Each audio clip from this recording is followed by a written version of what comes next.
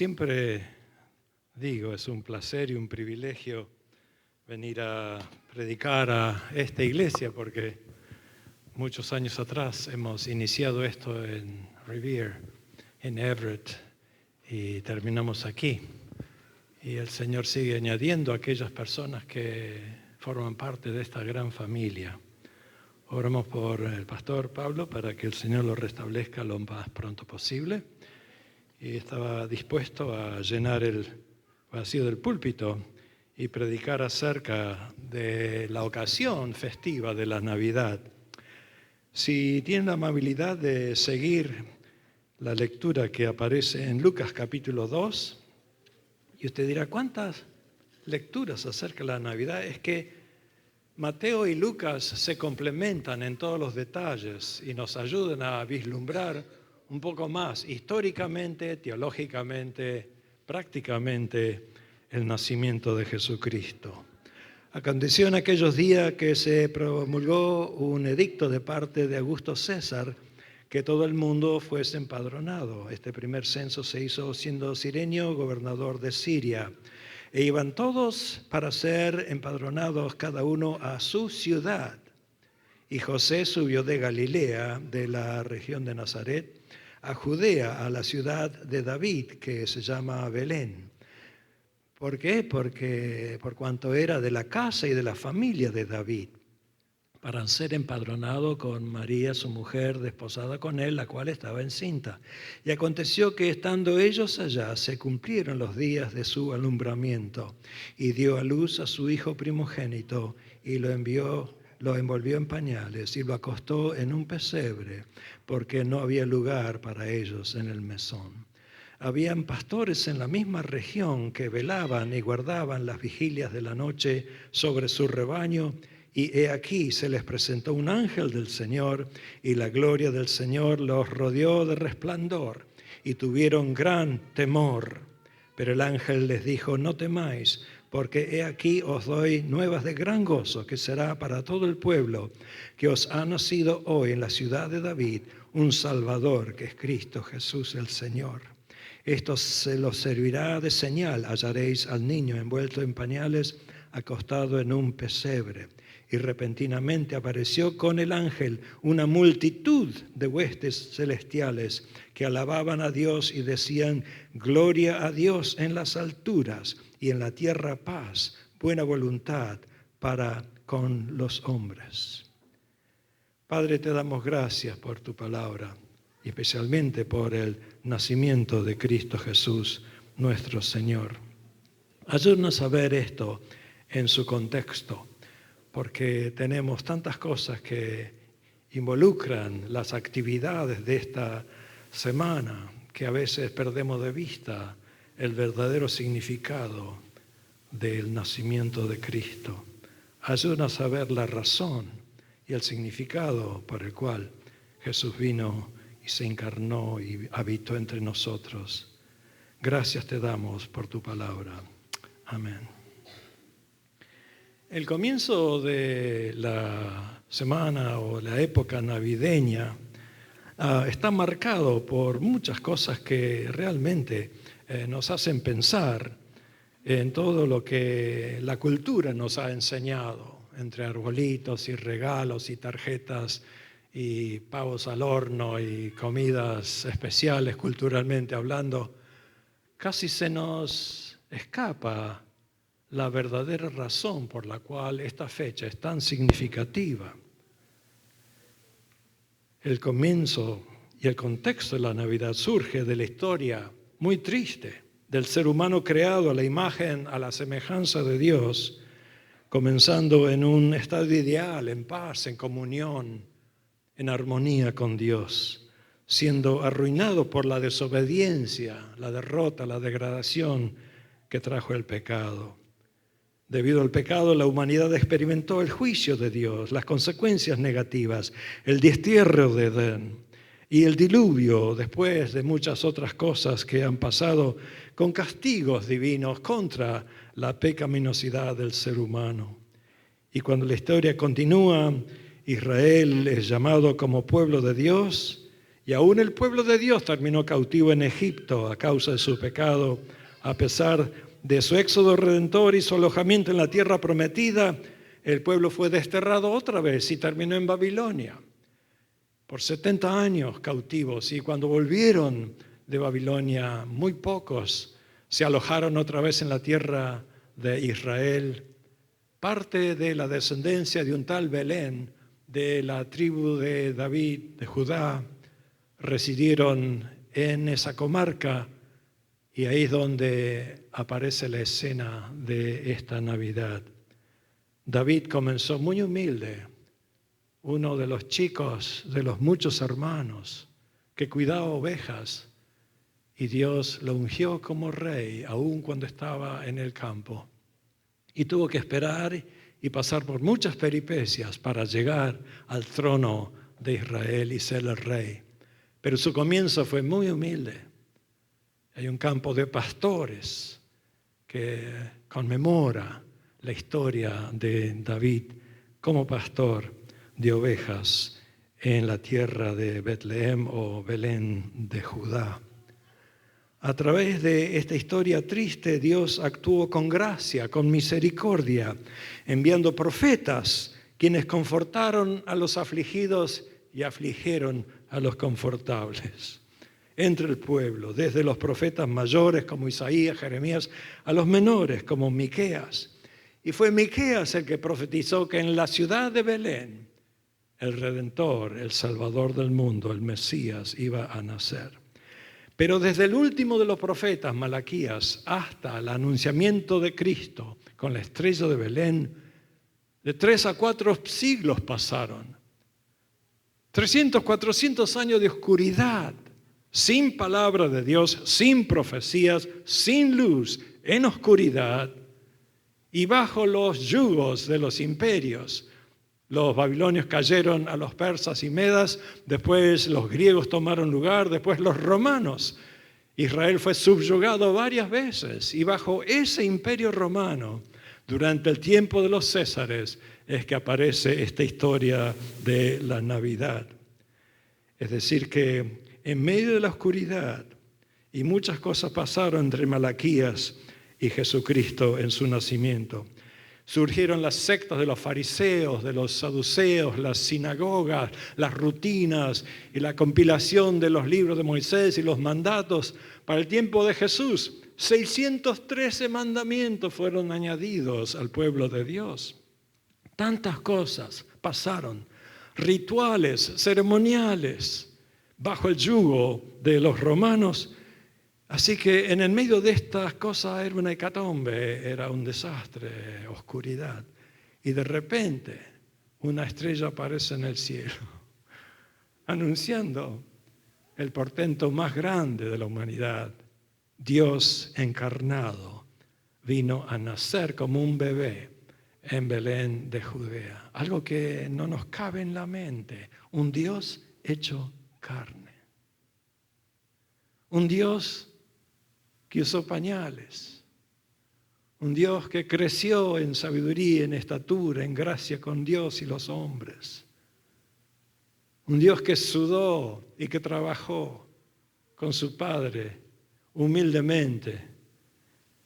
Es decir que a pesar de la desesperanza reinante y rompiendo el silencio y la oscuridad, cuando aparece la estrella en el cielo anunciando la llegada del Mesías, es un ángel que le dice a María: bienaventurada tú eres entre todas las mujeres y bendito el fruto de tu vientre, Jesús. Yo sé que los evangélicos casi que la ponen a un costado a esta mujer, pero no olvidemos, es la madre de nuestro Señor Jesucristo, el vehículo que Dios usó para traer a Jesucristo al mundo como ser encarnado, como el Mesías que iba a romper el yugo, que nos hace libres, que trae gozo a los fieles. Luego los ángeles irrumpieron en la esfera natural con su cántico: gloria a Dios en las alturas y paz y buena voluntad a los hombres. anunciando a pastores humildes el nacimiento de Jesús. Y yo sé que todas las tarjetas navideñas presentan angelitos, casi un poquito gorditos, con alitas, y que risueñamente, y con arpa, y cuántas cosas más están anunciando. No, mis hermanos y hermanas, permite que rompa un poco de esos íconos que tenemos que no son reales, históricamente. Cuando los ángeles aparecen, los pastores se caen al piso de miedo. Y después una multitud de ángeles que les vuela la tapa del cerebro a estos pobres pastores, cantando gloria a Dios en las alturas y en la tierra paz, buena voluntad con los hombres. Yo creo que más de uno no pudo dormir esa noche, porque era algo aterrorizador estar en la presencia de las huestes angelicales de Dios anunciando el nacimiento de Jesucristo. Y Lucas presenta a los caracteres principales. Pero tengo que ser honesto, a mí me gusta la Navidad con el arbolito y los regalos y las tarjetas y todo eso, que si no pasa como que falta algo, ¿no? Es decir, que hemos bautizado costumbres paganas y las hemos cristianizado. Déjeme darle un ejemplo. ¿Cuántos de ustedes tomaron café hoy? ¿Cuántos tomaron café?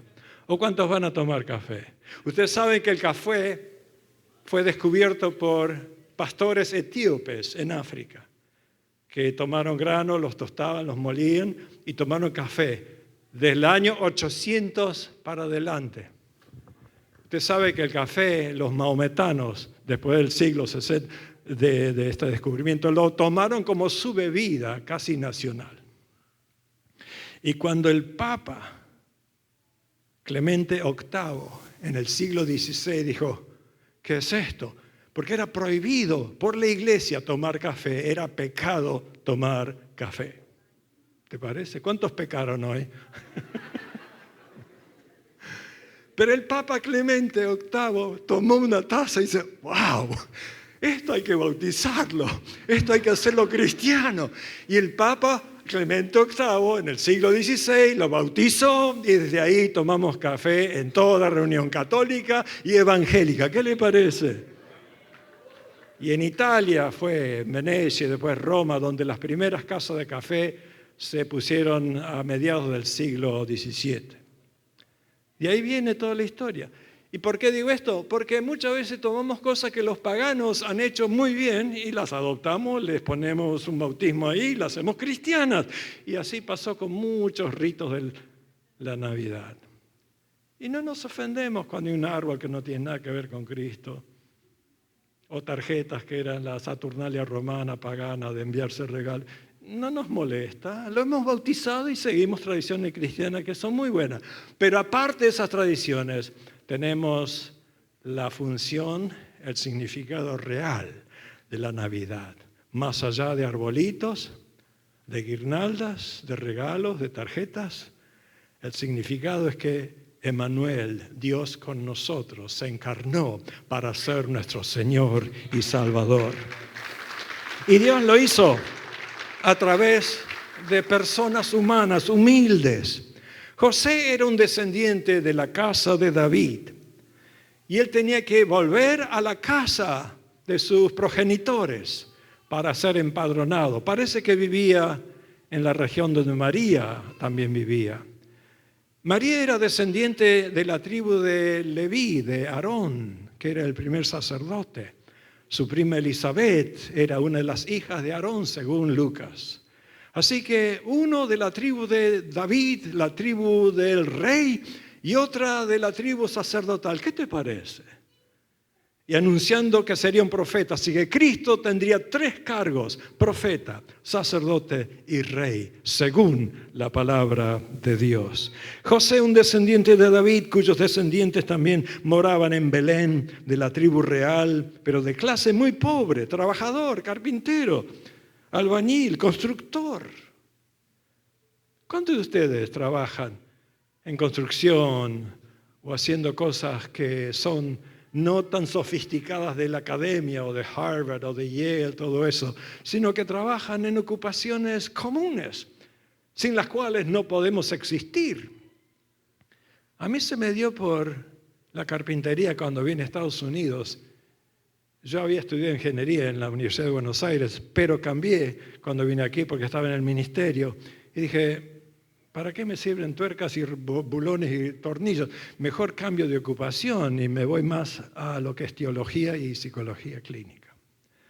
Pero para empezar en este país yo trabajé. ¿De qué? De carpintero. Trabajando en casas, construyendo. Así que Dios me ayudó a aprender a poner ladrillos y a poner cemento y a poner sheetrock y a poner cosas y trabajar. Levantarme a las 5 de la mañana a trabajar 8 horas, después dar un baño y predicar todas las noches en New York a los hermanos hispanos porque en ese tiempo no podían sostener a sus pastores.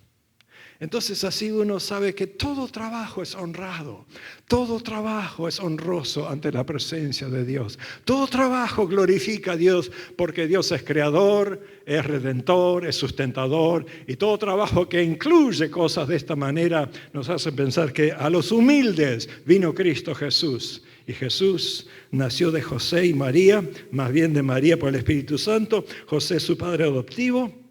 María como pariente de Isabel, descendiente de Aarón, la familia sacerdotal, entre los dos hicieron que fuese el hogar de Jesucristo donde crecieron.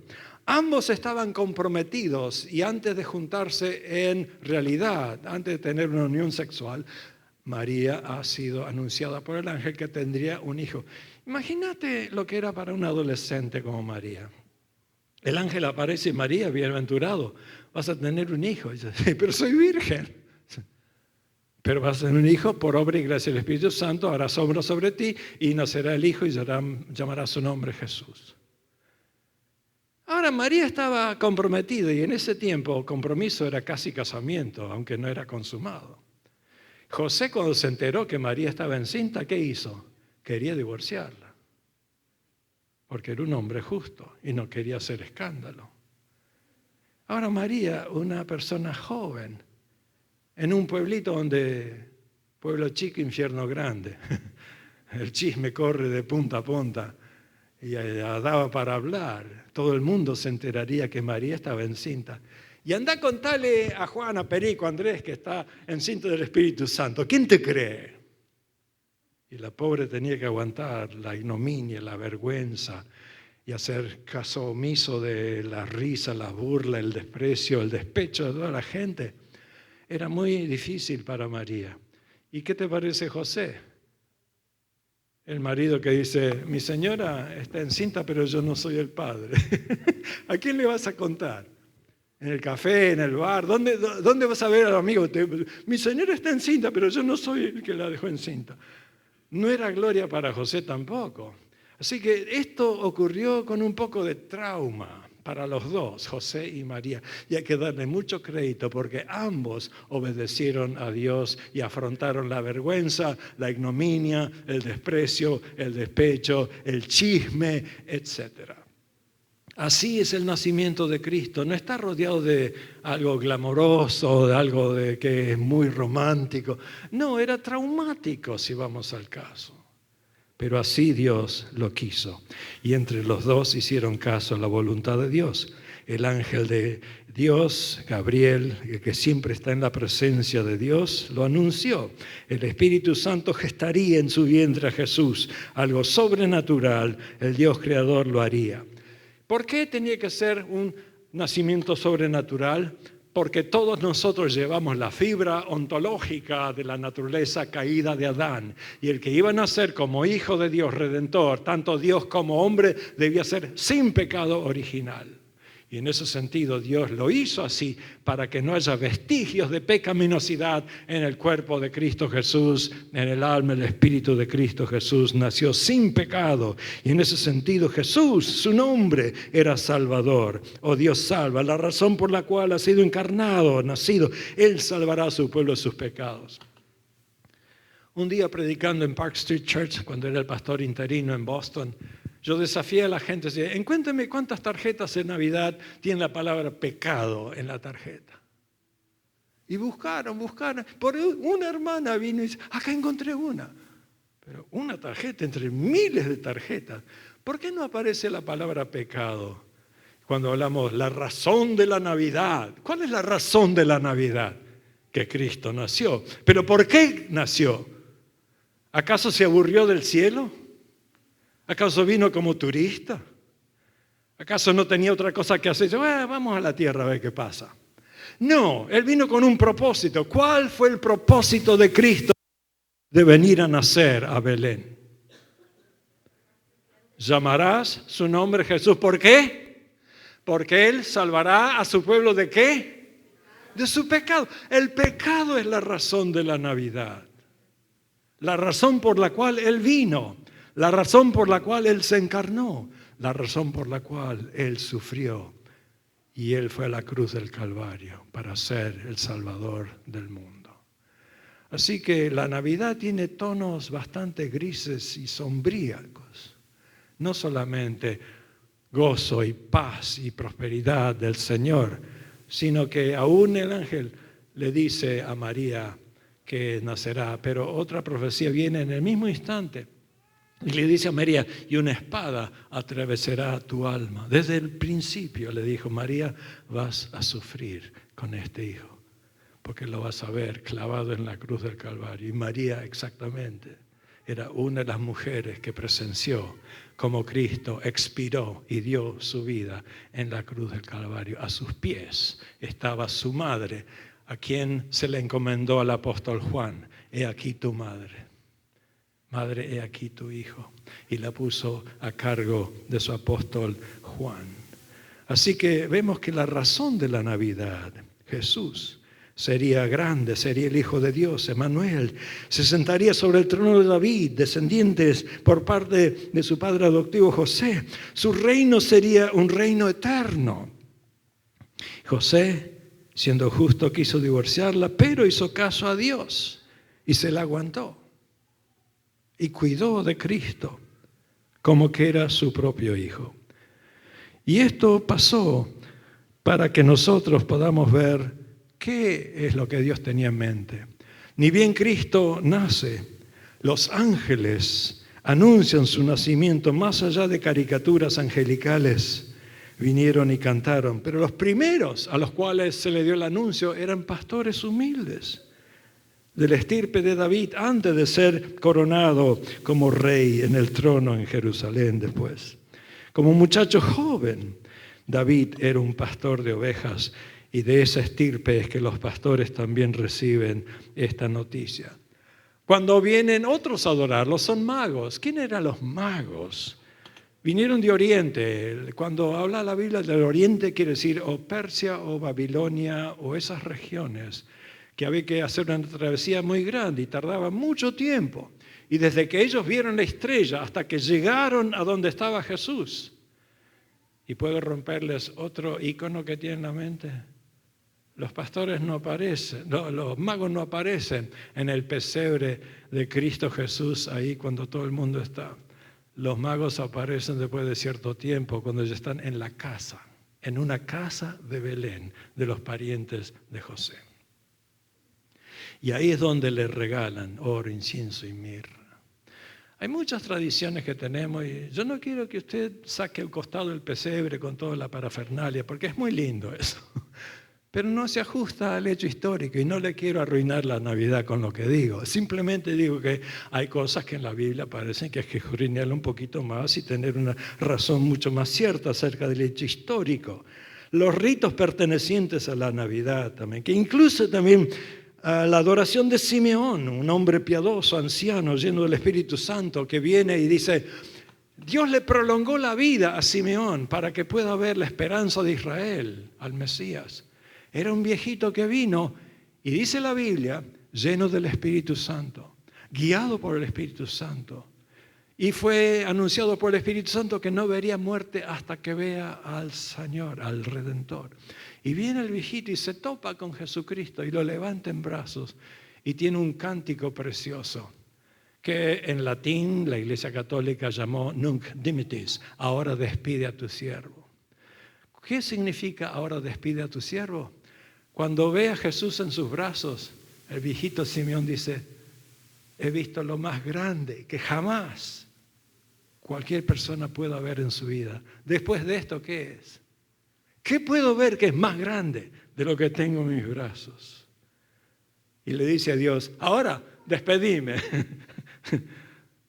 No quiero vivir un día más, porque he visto a Jesucristo, el Redentor, el Mesías en persona. Qué lindo.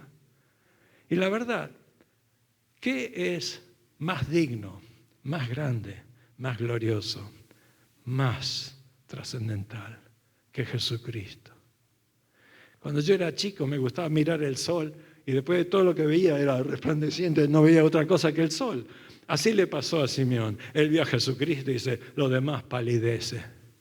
Lo demás es opaco comparado con el Señor Jesucristo. Y cuando uno ve a Cristo en su esplendor, todas las cosas de este mundo pierden valor. Todas las cosas de este mundo palidecen. Nada se compara al valor de Cristo Jesús.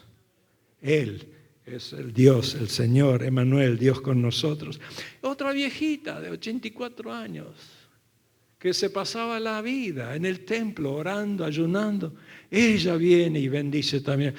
Todos los personajes que Lucas presenta. Los pastores, pobrecitos. Simeón, un viejito que ya está por caer a tierra.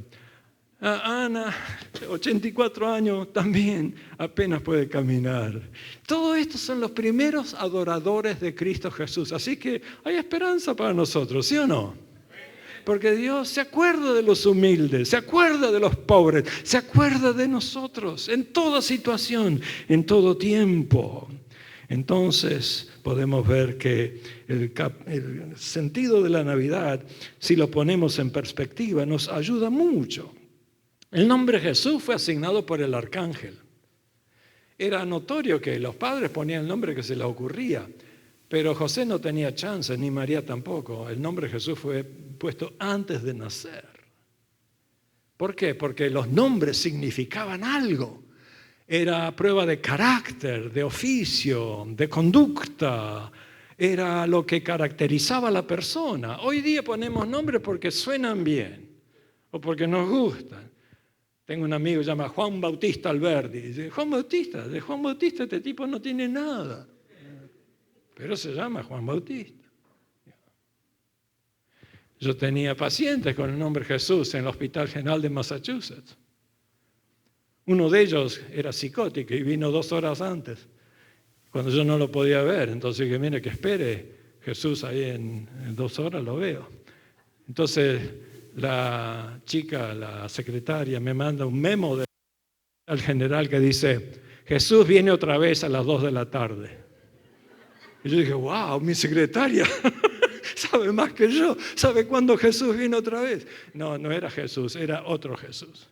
Así que Jesús es un nombre común entre los hispanos. Pero en este sentido significa Dios salva o Él salvará a su pueblo de sus pecados. Y por eso le pusieron ese nombre. Y José lo ratificó cuando al 8º día donde se circuncidaba al hijo. Cuando se circuncidaba al hijo era un pacto con Abraham y con la nación de Israel. Como pueblo de Dios, un pacto que Dios hizo con Abraham en Génesis capítulo 15. Ahí es donde le ponían el nombre a Cristo. Después de 8 días, ellos esperaron todo lo que tenía que esperar María para ser purificada. ¿Qué es esto? Los ritos de la purificación de una madre que daba a luz un hijo. Eran 40 días, tenía que estar aislada, porque lo que tocaba era impuro. Donde vivía era impuro.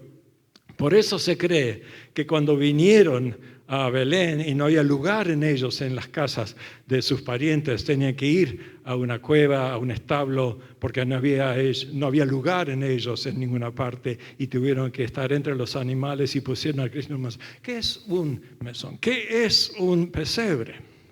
Un pesebre es una especie de caja o de madera o de piedra que la excavaban para poner agua y comida para los animales. Y ahí pusieron un poco de pasto, un poco de trapos y los pañales de Cristo, y ahí es donde Cristo. Y era algo inaudito. Nunca se ponía un chico en un pesebre así. Por eso los ángeles dijeron a los pastores, van a hallar al chico y hay una señal. ¿Qué señal? Que va a estar en un pesebre. ¿En dónde? Sí, en eso que ustedes usan para alimentar a los animales o para darles agua. Era una señal para que los pastores indudablemente dicen, este es el que nació, que los ángeles nos avisaron. Y ahí es donde se cumplen todos los datos de Lucas, que son muy interesantes históricamente y creo que son importantes para nosotros. ¿Por qué? Porque vemos cómo Dios se valió de los anuncios angelicales y de las personas que adoraron a Cristo Jesús para captar el significado de la Navidad. Otra cosa interesante que Lucas menciona, que José y María tenían que dar una ofrenda cuando se cumplían estos días de la purificación. Y la ofrenda regular era un cordero, pero si una persona era pobre que no tenía dónde caerse muerto, había una concesión, podía dar un par de palomitas. ¿Y qué dice Lucas que dieron José y María? Un par de palomas, indicando que su estado social. Ellos no eran ricos, no eran pudientes, ni de clase media, eran pobres. Jesús nació en pobreza. Jesús nació en lo más humilde que pudo haber sido su entorno para acoger al Señor de los señores. Imagínate que en el cielo todos los ángeles, arcángeles, querubines y serafines le hacen la veña y se doblegan diciendo santo, santo, santo por la eternidad a Cristo. Y viene a la tierra y le damos un pesebre entre animales. ¡Qué degradación! Por eso Pablo en Filipenses dice que se humilló hasta lo sumo y llegó a ser obediente hasta la muerte y muerte de cruz. Se anonadó a sí mismo, se despojó de sus derechos, de su trono de gloria, de su séquito angelical para venir. ¿Nos cabe eso en la cabeza? Cuando Francis trabajaba para United Airlines, podíamos viajar en primera clase por 100 pesos. Y uno lo atendían a cuerpo de rey en primera clase. Después, cuando terminó ella de trabajar, volver al gallinero, ahí al fondo del avión, ahí. Y no me gustó mucho. Y ella dice, ¿qué te quejas? Por mi culpa vos viajaste así. Pero la verdad uno se acostumbra a algo. ¿Y qué es la comparación de primera clase a clase económica comparado con el cielo y un pesebre en Belén? Imagínate lo drástico del cambio, de la comparación, de la experiencia que Cristo tuvo que afrontar. Ese es nuestro Señor. Se acomoda a los humildes. Sabe nuestra condición, no importa de dónde venimos, o qué tenemos, o cuánto sabemos, no importa qué poderío social tenemos. Dios dice que a lo humilde, a lo desechable, a lo vil, a lo menospreciable escogió Dios para avergonzar a los sabios y a los ricos de este mundo. Ese es nuestro Señor, que en la Navidad nos hace sentir en casa. Nos acobija en su seno, nos llama a sus hijos, somos su familia. La Navidad nos brinda una ocasión especial para celebrar el evento desde dos perspectivas, la sublime, divina y la cultural, trivial. El afán de complacernos unos a los otros, a intercambiar regalos, compartir comidas, desearnos augurio, felicidad, entre otras cosas, es muy lindo, pero aún más significativo reconocer en esta fecha el valor de Cristo Jesús como nuestro Redentor. A lo suyo vino y tenemos que reconocerlo. La razón por la cual Jesucristo nació, el Dios eterno se encarnó, escapa la atención, la percepción, el entendimiento secular, el pecado humano es el que lo trajo. Yo quedé horrorizado con la Casa Blanca, el show que pusieron para la Navidad, que es un desastre. Me perdona que soy un poco político hoy día, pero ver esto me repugnó casi, porque eso no es el sentido de celebrar la venida de Cristo Jesús a este mundo. Por favor, dejemos a un lado las cosas culturales y vengamos la razón por la cual es muy importante y digno de encomio enfatizar el aspecto positivo de la ocasión. Y sin embargo es necesario reconocer el hecho que debido a nuestra desobediencia, a nuestra transgresión, a la voluntad de Dios, hemos acarreado la condenación, la culpabilidad, la destitución, la separación. Y Dios nos hizo la paz a través de Cristo. y nos hizo nosotros renacer a través del Espíritu Santo para servir a un Dios vivo. La Navidad atesta esa provisión divina. Un hijo nos es dado, un niño nos es nacido. De su trono celestial, Jesús, alojado en un pesebre, nos hace ver que su nacimiento virginal fue por nuestra culpa, para nosotros, para nuestra salvación. De modo que es la razón por la cual venimos hoy día a decirle gracias, a decirle gloria, a decirle que es honroso servir a su presencia.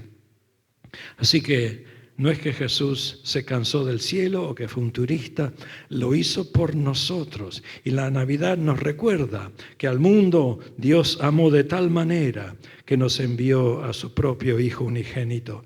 ¿Y cómo hemos de celebrar la Navidad hoy día? ¿Cómo hemos de enfrentar esta semana?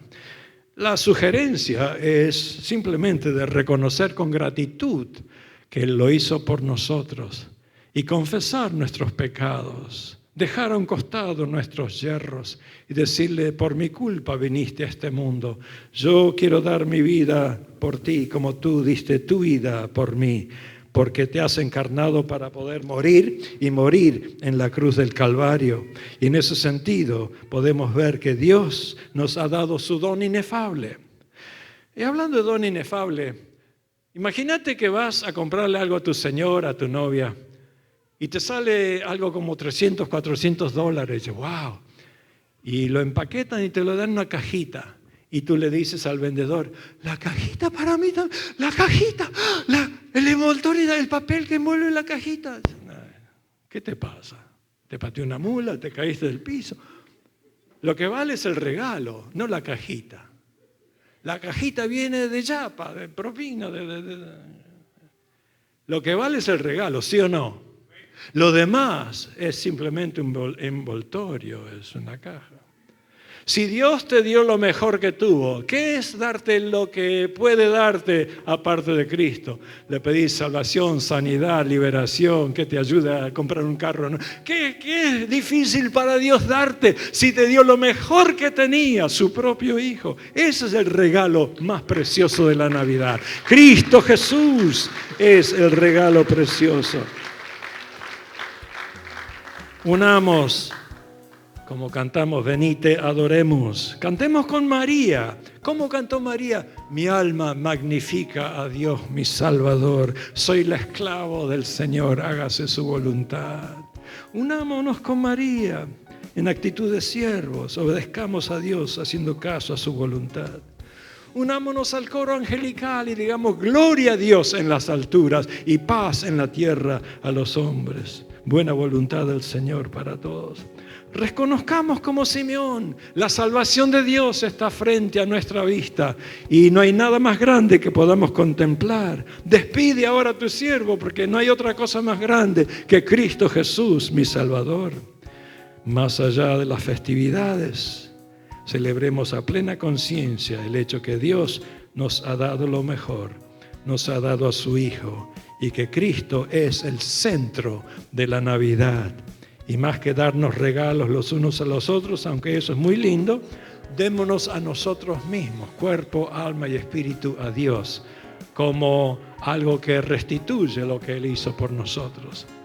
Dios nos amó de tal manera que dio su vida por nosotros y ahora nosotros nos damos enteramente a Él. Amén.